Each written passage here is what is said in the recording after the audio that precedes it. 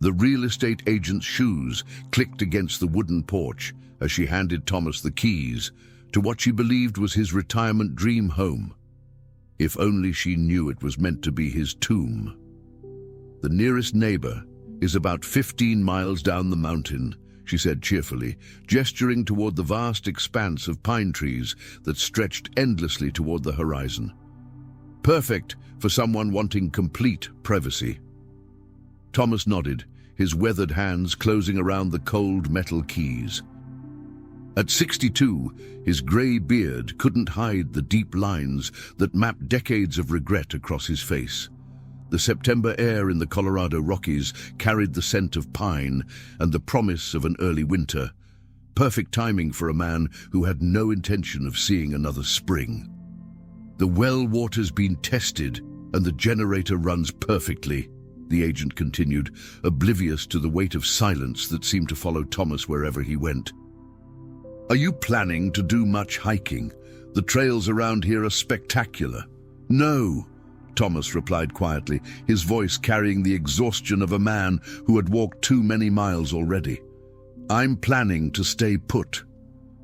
After she left, Thomas stood alone on the porch, listening to the wind move through the trees. The cabin was modest, 2 bedrooms, a stone fireplace, and enough isolation to ensure that when his time came, no one would find him until it was far too late to matter.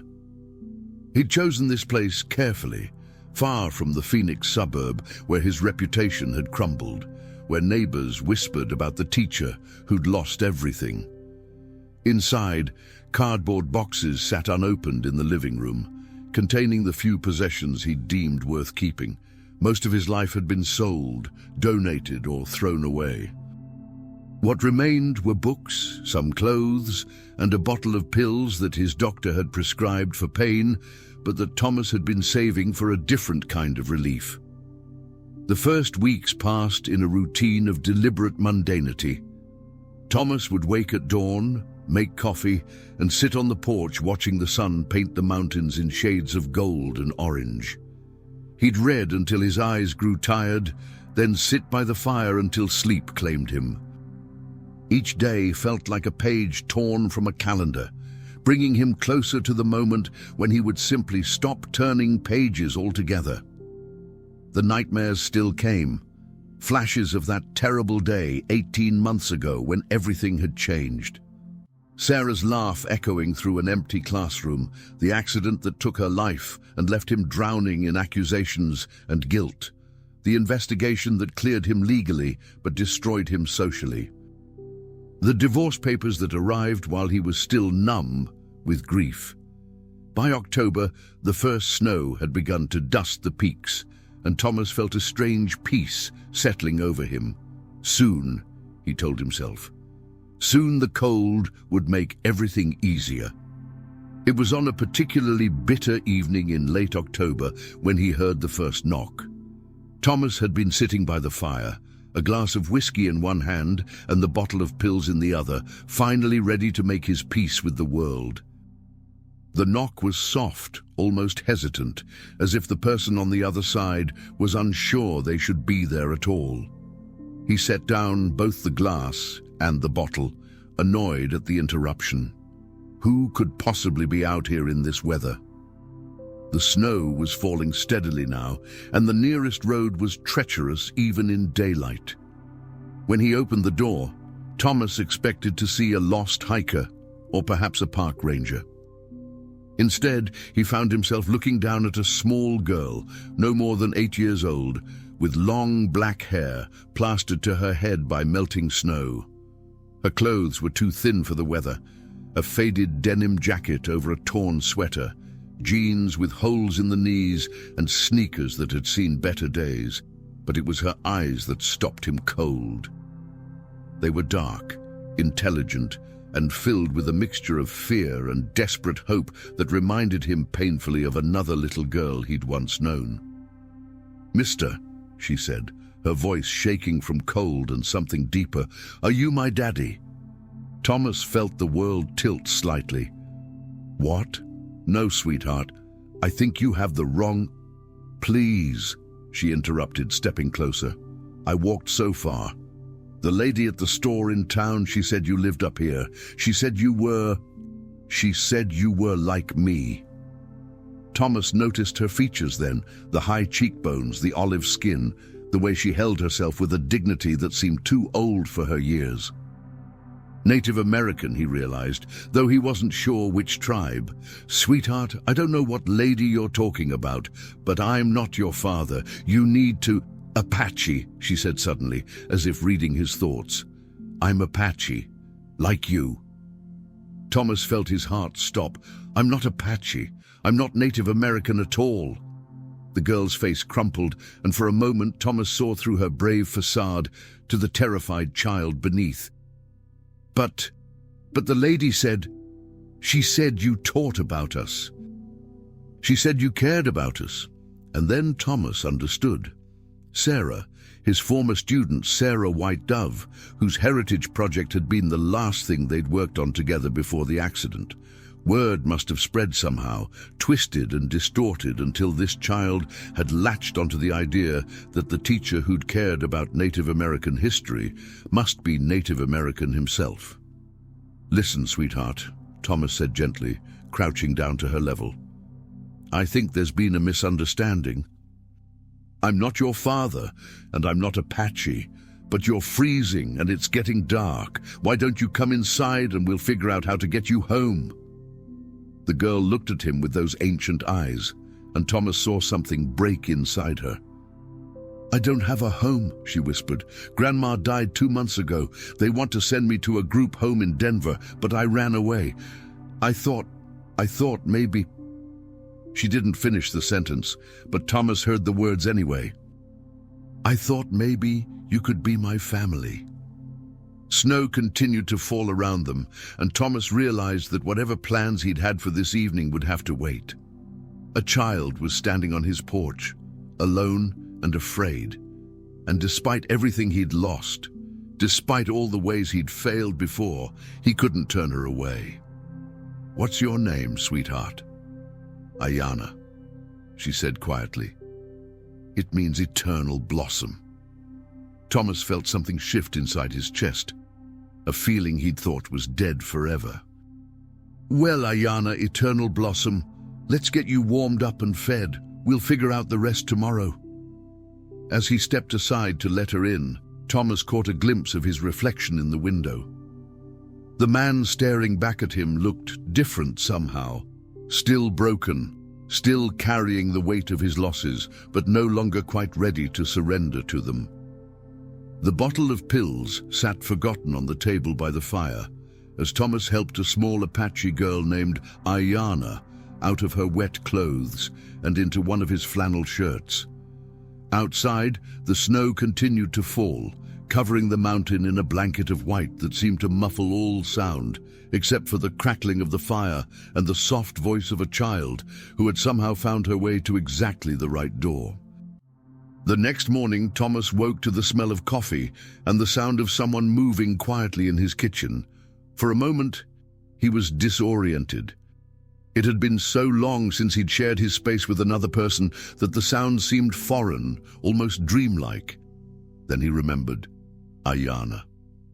He found her standing on a chair at the stove, carefully stirring something in a pot. She had rolled up the sleeves of his flannel shirt, which hung on her small frame like a dress, and had somehow managed to find and wash the few dishes he'd left in the sink. Good morning, she said without turning around. I made oatmeal. Grandma always said breakfast was the most important meal. Thomas rubbed his eyes, still trying to process the surreal situation. Ayana, sweetheart, we need to talk about... I know, she interrupted, finally turning to face him. In the morning light, he could see that her eyes were red-rimmed, suggesting she'd spent at least part of the night crying. I know you're not my daddy. I knew it when I saw you, but I hope maybe you could pretend, just for a little while. The honesty in her voice hit Thomas like a physical blow. He sat down heavily at the small kitchen table, suddenly feeling every one of his 62 years. Ayana, tell me about your grandmother. What happened to her? The girl ladled oatmeal into 2 bowls, moving with a competence that spoke of too much experience taking care of herself. She got sick. The doctors said it was her heart, but I think it was sadness. She missed Grandpa too much after he died. And you don't have any other family? Ayana shook her head. Mama died when I was born. Daddy was never around. Grandma said he was a good man but had too much pain inside him to be a father. That's why she raised me. Thomas felt a familiar stab of guilt. Too much pain to be a father. The words could have been describing him. What about the people who want to send you to Denver? Are they social workers?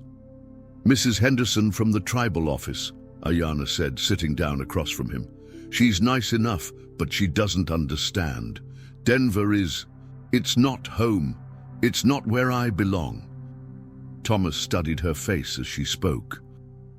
Despite her young age, there was something remarkably composed about her, as if she'd already learned to carry burdens that most adults couldn't handle. Ayana, how did you find me? Really? She looked down at her oatmeal, stirring it absently. There's a lady who works at the general store in town, Mrs. Martinez. She told me about a teacher who used to come through sometimes buying supplies. She said he was different from the other white men who came up to the mountains. Said he asked questions about Apache history, about our ways. She said he seemed to care. Thomas felt his throat tighten. He remembered Mrs. Martinez now, a kind woman who'd helped him find local hiking guides and had shared stories about the various tribes that had once lived in these mountains. She said you lived up here alone, Ayana continued, and that maybe you were lonely too. I thought maybe if I could find you, maybe we could be lonely together. The simple honesty of it broke something loose in Thomas's chest. He had to clear his throat before he could speak. Ayana, I need to tell you something about why I'm here, about who I am. Over the next hour, Thomas found himself telling this 8-year-old girl things he'd never spoken aloud to anyone. About Sarah, his student who had died in a car accident after staying late to work on a project about Apache culture. About the accusations that followed, that he'd been inappropriate with her, that the accident had happened because she'd been upset about something he'd done. About the investigation that cleared him legally but destroyed his reputation socially. They said I was too close to my students, Thomas said, staring into his coffee, that I cared too much. After Sarah died, I couldn't be around children anymore. Every time I looked at them, I saw her face. Ayana listened without interruption, her dark eyes never leaving his face. When he finished, she was quiet for a long moment. Sarah, she said finally. That was her name. Thomas nodded. Was she Apache? Yes. She was working on a project about her great-grandmother's stories. She was so proud of her heritage, so eager to learn everything she could about her people's history. Ayana smiled, the first real smile he'd seen from her. Grandma always said that when someone dies, their spirit looks for a way to finish their work. Maybe Sarah's spirit led me here. Ayana, not like magic, she said quickly. Not like ghosts or anything like that. Just like how rivers find their way to the sea. Maybe some things are just meant to happen. Thomas felt a chill that had nothing to do with the mountain air. What do you mean? You lost a little girl who wanted to learn about Apache ways. I'm a little girl who needs to learn about Apache ways. You're sad and alone. I'm sad and alone. Maybe we can help each other. The simplicity of it was staggering. Thomas had spent 18 months drowning in guilt and self-pity, convinced that he was broken beyond repair. But sitting across from this remarkable child, he began to wonder if healing might be possible after all. Ayana, he said carefully, I can't just keep you here. There are laws, procedures. People will be looking for you. I know, she said quietly. Mrs. Henderson probably already called the police, but maybe before they find me, You could teach me some of the things Sarah wanted to learn? About my people, about our history? Thomas felt tears prick his eyes. Sweetheart, I'm not Apache. I'm just a teacher who read books and did research. I can't teach you the real ways, the things that matter. But you can teach me to love learning about them, Ayana said. Grandma always said that love of knowledge is the first step toward wisdom. That afternoon, Thomas found himself pulling out books he hadn't touched in months, volumes on Apache history, culture, and traditions that he'd collected during his research with Sarah.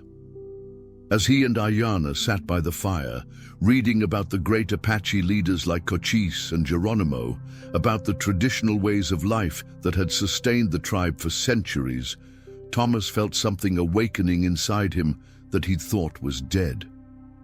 "Tell me about the Apache creation story," Ayana said, curled up next to him on the couch. Thomas opened one of his books, but instead of reading, he found himself remembering Sarah's voice as she'd shared what her grandmother had told her. "Long ago," he began, "when the world was new, the Creator made the Apache people from the clay of the sacred mountains." As he spoke, Thomas watched Ayana's face light up with wonder and pride. For the first time in 18 months, he felt like a teacher again, not the broken man who'd failed Sarah, but the educator who'd spent his career believing that knowledge and understanding could bridge any gap, heal any wound. Outside, the snow continued to fall, and Thomas knew that soon reality would intrude on this unexpected sanctuary. But for now, in the warmth of the fire and the glow of a child's curiosity, he allowed himself to believe that maybe, just maybe, he hadn't lost everything after all. 3 days passed in a strange, suspended reality. Thomas had called Mrs. Henderson at the tribal office, explaining that Ayana was safe and giving her his address. But the social worker was snowed in and couldn't make the treacherous mountain drive until the weather cleared. The delay gave Thomas and Ayana time to settle into an unexpected routine. Each morning, Ayana would wake before dawn and make coffee with the solemnity of someone performing a sacred ritual. She'd learned by watching her grandmother, she explained, and the smell of brewing coffee had always meant that a new day was beginning, full of possibilities. Grandma said that Apache women were the backbone of the tribe, Ayana told him one morning as she carefully measured grounds into the old percolator. They were the ones who kept the traditions alive, who taught the children, who held everything together when the men went to war. Thomas watched her work, marveling at the way she'd brought life to his barren cabin simply by being in it. "Your grandmother sounds like she was a remarkable woman." "She was," Ayana said, her voice heavy with loss. "She taught me to braid sweetgrass and to make fry bread. She told me stories about the old times, when our people were free to roam the mountains and the desert. She said that being Apache wasn't about where you lived or what you owned. It was about carrying the stories and the wisdom forward. And now, you're the one carrying them forward," Thomas said gently. Ayana nodded, but he could see the weight of that responsibility in her young shoulders. "Sometimes I'm scared I'll forget something important. What if I can't remember all the stories? What if I'm not strong enough to keep them alive?" Thomas felt a familiar ache in his chest. He'd wrestled with similar fears as a teacher, the fear of failing his students, of not being worthy of the trust they placed in him. "You know what I learned in 30 years of teaching," he said. "The most important thing isn't remembering every detail perfectly. It's caring enough to try and being willing to seek help when you need it." That afternoon, Thomas found himself digging through boxes he'd planned never to open again. Hidden beneath his teaching materials were folders of research he'd done with Sarah, interviews with tribal elders, maps of sacred sites, photographs of traditional ceremonies. Materials that had felt too painful to look at after her death suddenly seemed precious again. "Look at this," he said, spreading out a hand-drawn map on the kitchen table. "This shows the traditional territory of the Chiricahua Apache. It covers parts of Arizona, New Mexico, and Mexico. Your people were incredibly skilled at living in harsh, beautiful country." Ayana traced the boundaries with her finger, her eyes bright with interest. "Grandma said our ancestors could survive anywhere because they understood the land. They knew which plants could heal and which could hurt, where to find water in the desert, how to read the signs in the sky." "Your grandmother was right," Thomas said. "The Apache were master survivalists. They had to be, especially after the American government began forcing them onto reservations." As the days passed, Thomas found himself drawn deeper into the role of teacher once again. But this time, it felt different. With Sarah, he'd been the expert sharing knowledge with a student. With Ayana, he felt more like a fellow traveler, someone learning alongside her as they explored her heritage together. "I wish I could take you to some of the places your ancestors lived," Thomas said one evening as they sat by the fire. "There are sacred sites in Arizona, places where your people held ceremonies and buried their dead. Seeing them might help you understand your connection to the land." Ayana looked up from the beadwork she was attempting, a pattern she'd remembered watching her grandmother create. "Maybe someday," she said. "But right now, I think I need to understand the connection to you." Thomas felt his heart skip. "What do you mean?" "I know you're not my daddy," she said carefully, "but you're teaching me things I need to know. You're helping me understand who I am. Isn't that what fathers do?" The question hung in the air between them, heavy with possibility and pain. Thomas thought of all the ways he'd failed as a mentor, all the children he'd let down, all the trust he'd broken. "Ayana," he said finally, "I'm not sure I'm the right person to—" "You made me feel safe," she interrupted. "You took me in when I was cold and scared. You've been teaching me about my people, helping me understand my grandmother's stories. You've been kind to me when you didn't have to be." Thomas felt tears threatening. "Sweetheart, I've made so many mistakes. I failed someone who trusted me, and I don't know if I can—" "Grandma always said that the best teachers are the ones who've made mistakes," Ayana said quietly.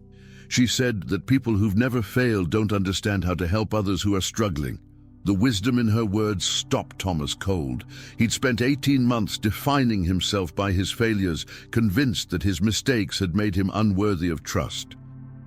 But maybe, just maybe, his brokenness didn't disqualify him from helping others. Maybe it was exactly what equipped him to understand a frightened, orphaned child. That night, as Thomas tucked Ayana into the spare bedroom, she looked up at him with those ancient eyes and said, "I know you're sad about Sarah. I know you miss her." Thomas sat on the edge of the bed, surprised by the directness of her statement. "Yes, I do miss her. Very much." "I think she would be happy that you're helping me," Ayana said. "I think she would want you to keep teaching Apache children about their heritage." Thomas felt something shift inside him, a loosening of the guilt that had been crushing him for so long. "What makes you think that?" "Because that's what I would want," Ayana said simply. "If I died, I would want my teacher to keep helping other kids learn about being Apache. I would want my spirit to live on in the stories and the knowledge."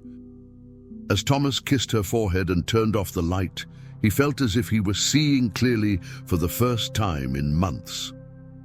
Sarah's death had been a tragedy, but it didn't have to be the end of the story. Through Ayana, through the connection they'd forged over shared meals and evening lessons, perhaps something beautiful could grow from the ashes of loss. The next morning brought the sound of snowplows on the distant road, and Thomas knew their time together was running out. Mrs. Henderson would arrive soon, and with her would come the machinery of the state. Social workers, paperwork, procedures that would separate him from this remarkable child who had somehow found her way to his door. But as he watched Ayana make coffee with the same reverent care she'd shown every morning, Thomas realized that some bonds transcend legal definitions. Whether or not he could be her father in the eyes of the law, he had become something to her: teacher, protector, friend. And she had become something to him that he'd never expected to find again: a reason to believe in tomorrow. The knock came at 10 in the morning, sharp and official. Thomas opened the door to find a woman in her 50s with kind eyes and the tired expression of someone who'd seen too much heartbreak in her career. "Mr. Coleman, I'm Janet Henderson from the Tribal Social Services. I believe you have one of our children with you." Thomas stepped aside to let her in, his heart heavy with the knowledge that this moment had been inevitable. "She's in the kitchen. She's been fine, safe."